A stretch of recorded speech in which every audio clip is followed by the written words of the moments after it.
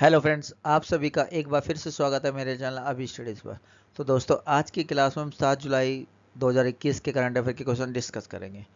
चलिए आज की क्लास स्टार्ट करते हैं।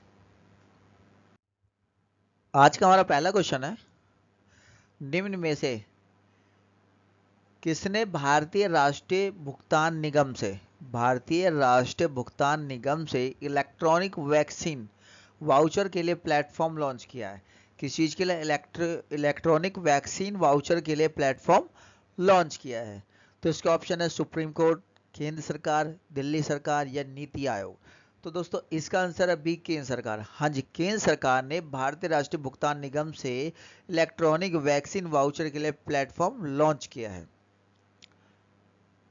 ये वाउचर इलेक्ट्रॉनिक प्रीपेड उपकरणों की तरह होंगे। किसके? जो इलेक्ट्रॉनिक प्रीपेड उपकरण होते हैं उनकी तरह ये होंगे, जिनका उपयोग केवल टीकाकरण के लिए किया जा सकता है। जिनका उपयोग खाली किसके लिए किया जाएगा? टीकाकरण के लिए इनका उपयोग किया जा सकता है। ये वाउचर कर्मचारी के स्मार्टफोन या फीचर फोन पर भेजे जाएंगे। जो ये वाउचर होंगे वो कर्मचारी होंगे उनके स्मार्टफोन या फीचर फोन पर भेजे जाएंगे। इलेक्ट्रॉनिक वैक्सीन वाउचर है क्या, उसके बारे में थोड़ा सा जान लेते हैं। ये वाउचर इलेक्ट्रॉनिक प्रीपेड उपकरणों की तरह जिनका उपयोग केवल टीकाकरण के लिए किया जाएगा। जो प्रीपेड उपकरण होते हैं उनकी तरह इन वाउचरों का उपयोग खाली टीकाकरण के लिए उपयोग किया जाएगा। इन वाउचरों का नियोक्ता एम्प्लॉयर्स होते हैं जो उन वाउचरों को थोक में खरीद सकते हैं। जो एम्प्लॉयर जिसके अंदर बहुत सारे एम्प्लॉय काम करते हैं वो अपने इनको थोक में खरीद सकते हैं और जो सारे एम्प्लॉय उनको उनके फ़ोन में भेज सकते हैं। ये वाउचर कर्मचारी के स्मार्टफोन या फीचर फोन पर भेजे जाएंगे। कि कैसे दिया जाएगा? एम्प्लॉयर द्वारा एम्प्लॉय को कैसे दिया जाएगा? या तो उनके स्मार्टफोन या फीचर फोन पर भेजे जाएंगे। बाद में कर्मचारी कैशलेस टीकाकरण के लिए अस्पताल में वाउचर शेयर करेगा। अगर जो कर्मचारी को टीकाकरण लगवाना है तो वो अस्पताल में जाकर उस वाउचर को शेयर करेगा, जिसके कारण उसका जो टीका है वो कैशलेस उसके ऊपर लग जाएगा। इस वाउचर की मदद से अस्पतालों के खाते में तुरंत पैसा आ जाएगा। और वाउचर की मदद से क्या होगा? जो अस्पतालों के खाते हैं उसमें तुरंत के तुरंत पैसा आ जाएगा उस टीकाकरण का। ये वैक्सीन वाउचर कर्मचारी को निकटतम केंद्र पर टीकाकरण कराने में सक्षम बनाएगा। क्या करेगा? ये कर्मचारी को जो उनके आसपास केंद्र टीकाकरण केंद्र है वहां पर टीकाकरण करवाने में सक्षम बनाएगा। वैक्सीन ई वाउचर निजी क्षेत्र को भी वैक्सीन निर्माताओं के साथ बुकिंग ऑर्डर की योजना बनाने में सक्षम बनाएगा। वैक्सीन ई वाउचर जो है निजी क्षेत्र को भी वैक्सीन निर्माताओं के साथ बुकिंग ऑर्डर की योजना बनाने में सक्षम बनाएगा। आज का हमारा दूसरा क्वेश्चन है, हाल ही में किस एजेंसी ने most innovative investment promotion agency 2021 का पुरस्कार जीता है? ऑप्शन है business India, invest India, Tata group या एचडीएफसी ग्रुप। तो दोस्तों इसका आंसर है इन्वेस्ट इंडिया। हाँ जी, इन्वेस्ट इंडिया ने most innovative investment promotion agency का पुरस्कार जीता है। भारतीय की राष्ट्रीय निवेश संवर्धन और सुविधा एजेंसी इन्वेस्ट इंडिया ने हाल ही में most innovative investment promotion agency 2021 का पुरस्कार जीता है। इस जीत पर केंद्रीय वाणिज्य एवं उद्योग मंत्री पीयूष गोयल जी जो है और सूचना एवं प्रसारण मंत्री प्रकाश जावड़ेकर ने बधाई दी।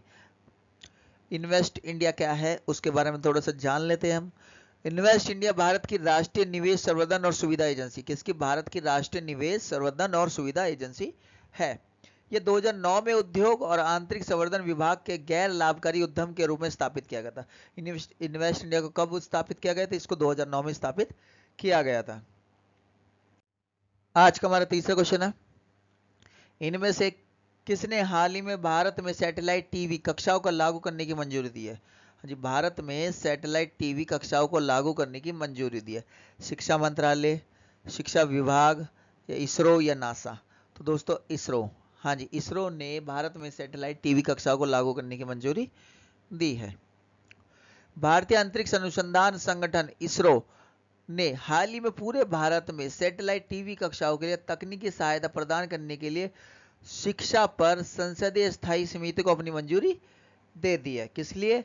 कक्षाओं जो सैटेलाइट टीवी की कक्षा है उनकी तकनीकी सहायता प्रदान करने के लिए शिक्षा पर संसदीय स्थायी समिति है उसको मंजूरी दे दी है इसरो ने। इसके तहत क्या होगा? सैटेलाइट टीवी कक्षा का उपयोग स्कूल आधारित शैक्षणिक कार्यक्रमों के प्रसारण के लिए किया जाएगा। जो सैटेलाइट टीवी कक्षा है उनका उपयोग स्कूल आधारित शैक्षणिक कार्यक्रम जो होते हैं उनके प्रसारण के लिए किया जाएगा।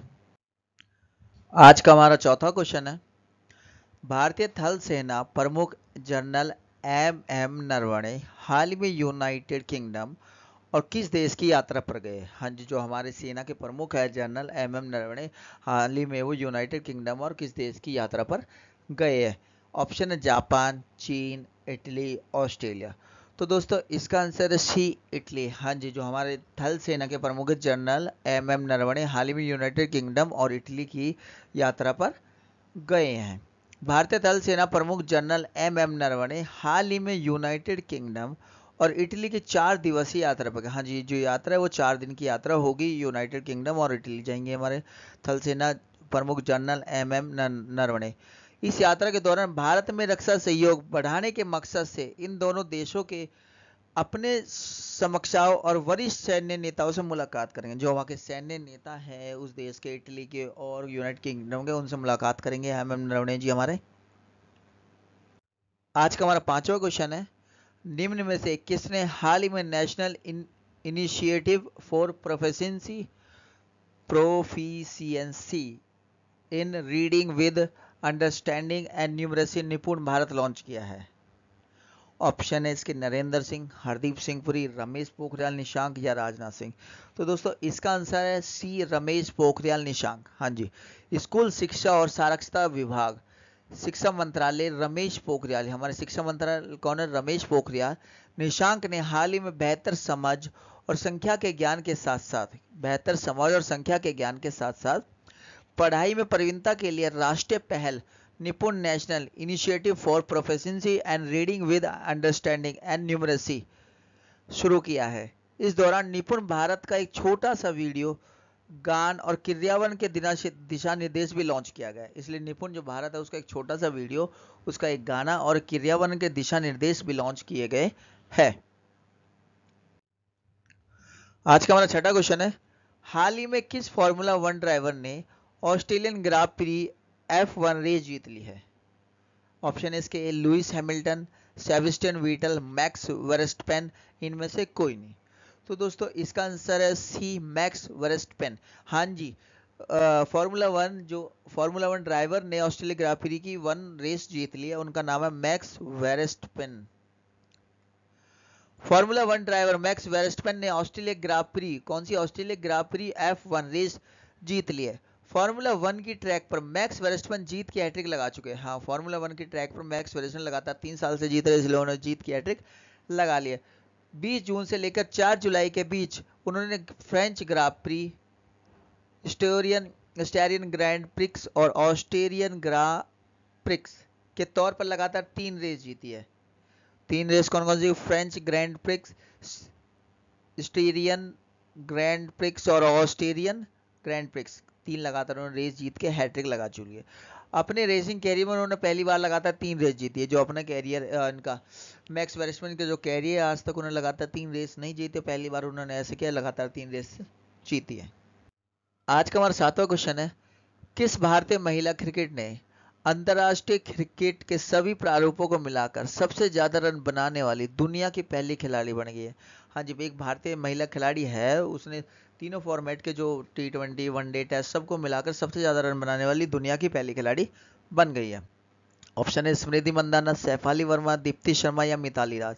तो दोस्तों इसका आंसर है डी, मिताली राज। हाँ जी, मिताली राज जी दुनिया की सबसे ज्यादा रन बनाने वाली तीनों फॉर्मेट को मिला के सबसे ज्यादा रन बनाने वाली दुनिया की पहली खिलाड़ी बन गई है। भारतीय कप्तान मिताली राज जी, भारतीय महिला टीम की कप्तान है मिताली राज जी।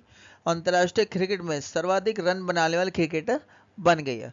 उन्होंने इंग्लैंड की पूर्व कप्तान चार्लेट एडवर्ड को पीछे छोड़ा। हाँ जी, उनकी इससे पहले इंग्लैंड की एक पूर्व कप्तान थी चार्लेट एडवर्ड को उन्होंने पीछे छोड़ दिया। 38 साल की मिताली राज के अब अंतर्राष्ट्रीय क्रिकेट में 10,337 रन हो गए हैं। अंतर्राष्ट्रीय क्रिकेट में मिताली राज जी के 10,337 रन हो गए। एडवर्ड के नाम, जो इंग्लैंड की पूर्व कप्तान थी, उनको तीनों प्रारूप में 10,273 रन थे, उनका रिकॉर्ड उससे पहले था। अब मिताली राज ने उसका रिकॉर्ड तोड़ दिया है, मिताली राज के 10,337 रन है। इस सूची में न्यूजीलैंड की सूजी बैट 7,849 रन के साथ तीसरे स्थान पर है। अब तीसरे स्थान पर इसके बाद न्यूजीलैंड की सूजी बैट्स है जिसके 7,849 रन है, वो तीसरे स्थान पर है।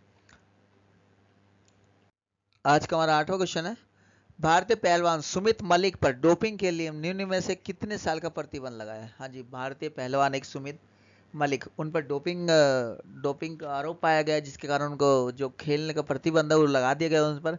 वो कितने साल के लिए प्रतिबंध लगाया? ऑप्शन है 3 साल, 4 साल, 2 साल, 1 साल। तो दोस्तों उनका आंसर है सी, 2 साल। हाँ जी, भारतीय सुमित पहलवान मलिक पर डोपिंग के लिए 2 साल का प्रतिबंध लगा दिया गया है।